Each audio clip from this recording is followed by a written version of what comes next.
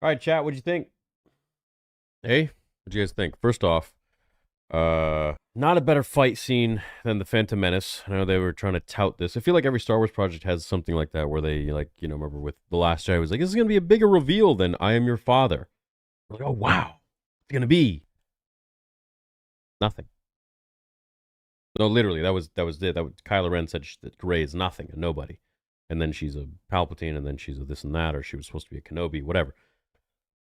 And then with this one, they said that there's going to be a fight scene that's going to be as good as or better than the Phantom Menace when Obi-Wan, Qui-Gon Jinn fight Darth Maul. I didn't see that. Maybe I was watching a different show. I'm not too sure. There were so many moments, just talking about the fight scene alone, there were so many moments, and talking with Nick Gillard, being his friend at this point, hanging out with him, literally heading to New York tomorrow to go hang out with him. He has instructed me and told me how fight scenes actually, today are shot versus how he shoots them and choreographs them. You can't have a guy, as he's going up against multiple opponents, and this is something that we're working on for Vader Episode 3. You can't have a guy, one guy, who's going up against multiple opponents and have any sort of opening whatsoever. It takes you out of the immersion of it. It's not a real fight. In a real fight, that person would be dead because there's like 10 guys around. They're not just waiting around twirling their lightsaber, waiting for their shot. They're all going in.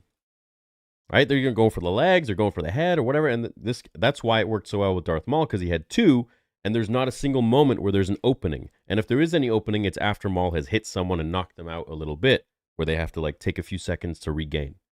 Here there were like probably 20 openings where Smilo Ren could have just been capped like that, and that's unfortunately the choreographer's fault. So that completely retracts their claim that this is better than Phantom Menace. It's a stupid claim. Don't make a claim like this. Say, we're going to make a cool fight scene. All right, fine. We can get behind that. Smilo Ren, I think we all kind of predicted that he would be the potions master. He would be Snape. He'd be Kimir. I I don't really know what else to say. There isn't really much to take from this. I guess Soul has some darkness to himself. Everyone has a past. Everyone has things that they're not proud of. He's coming to terms with that. I love how they used some, and I say love, I'm using that funny, candidly. I love how they used a line from Revenge of the Sith. Just, it's not much thought put into the show, but I think the main number one thing is that, over the last week, last 2 weeks, I would say even the last several weeks since the show's inception, so many supporters of the show who are intolerant of other people's opinions that may oppose theirs, that simply just may not like the show, right? But they proceed to send death threats. They proceed to say you're this and a nist and a phobe and this and that, simply because you have differing opinions on a show. Their main argument has been, and it's a weak argument, this is not a Sith. It doesn't detract from what Ki-Adi-Mundi said. First of all, regardless if it's a Sith or not, this is a red lightsaber user who is killing Jedi. Call it whatever you want to call it. Call it the Michelin Man. Call it Barney the dinosaur. It's still doing exactly what a Sith would do. Not only that, it has an acolyte. It has a literal dark apprentice. So there's that. But the guy literally just calls himself, to you, I'm a Sith. I now would like to see what these people, these intolerant people of other people's differing opinions, have to say at this point. There's nothing. You now have nothing. So, enjoy the lore-breaking show. I don't know. And now, those Jedi are going to go back. Well, Soul is going to go back, and he's going to inform the Council that a Sith has returned.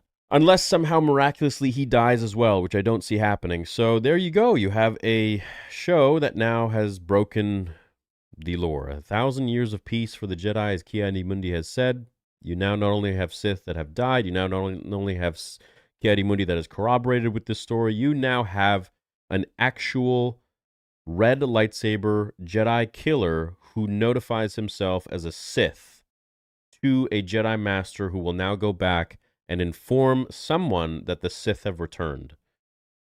Slow fucking clap. Great job. Wow. Fantastic. Cool. Yeah, what else are we gonna retcon while we're at it? I mean, the floating thing, why couldn't Anakin just float? You underestimate my power. Don't try it! What are you doing, Anakin? I'm floating, Master. There was an Acolyte, a Sith. About 80 years ago, I learned it from the archives. Actually, Ki-Adi-Mundi told me about it. Oh, I didn't know. Yes. Count Dooku also did it too, in the Clone Wars. Oh, I was not aware. To the end for you, my master. Well, there you go. That's that, I guess. Do we do a poll? Cool. What's everyone gonna vote? Which is my rating out of 10?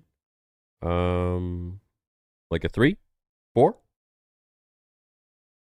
For the episode alone? For the lore breaking and all that? A 0.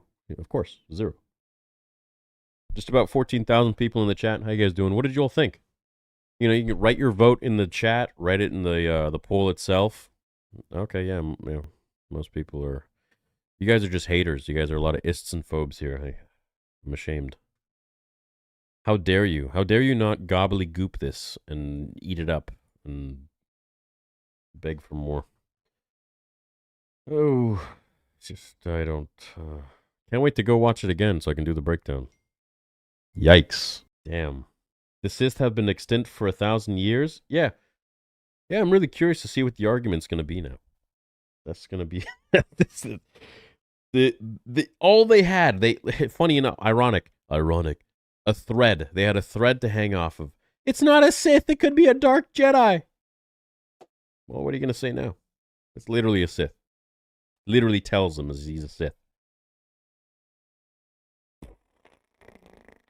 Oh, wow. Nice. I'm excited to see what this week in on Twitter will be. Maybe more death threats. Perhaps. L for this episode, I'm going to rip my eyes out, says Till. Why was the Jeki Padawan putting up a better fight than everyone else? Yeah, that's also really interesting. I was thinking that during the thing. I'm like, why is Smilo Ren having a harder time fighting Jeki than he did the Jedi Master? Is it because he was much more apprehensive? No, he wasn't using the same moves. He wasn't nearly as aggressive. He was actually getting, like, pushed around by her. And Soul wasn't able to do that. I mean, choreography, once again. Why they don't hire Nick Gillard, I'll never know. But you know what? Him and I will have a good chat about it in Manhattan, chilling, and we'll get some vlogs for you guys. We'll hang out. It'll be fun. Nice job on using Jar Kai, though. I gotta say, Daphne Keane is great at acting. She's great at her job. And, yeah, she learned the choreography probably pretty quickly. So I think she did a nice job. If I'm gonna say anything positive, shout out to Daphne Keane. I'm gonna miss the Jorben guy. What's his name? Yorb? Well, at least, you know, there's 8% of people that say it's a 9 to 10 out of 10. So I'm glad 9% of people liked it. And then 7 to 8 is 15%. 5 to 6 out of 10 give it a 24. It's 24% of them. And then 4 and below is 52%.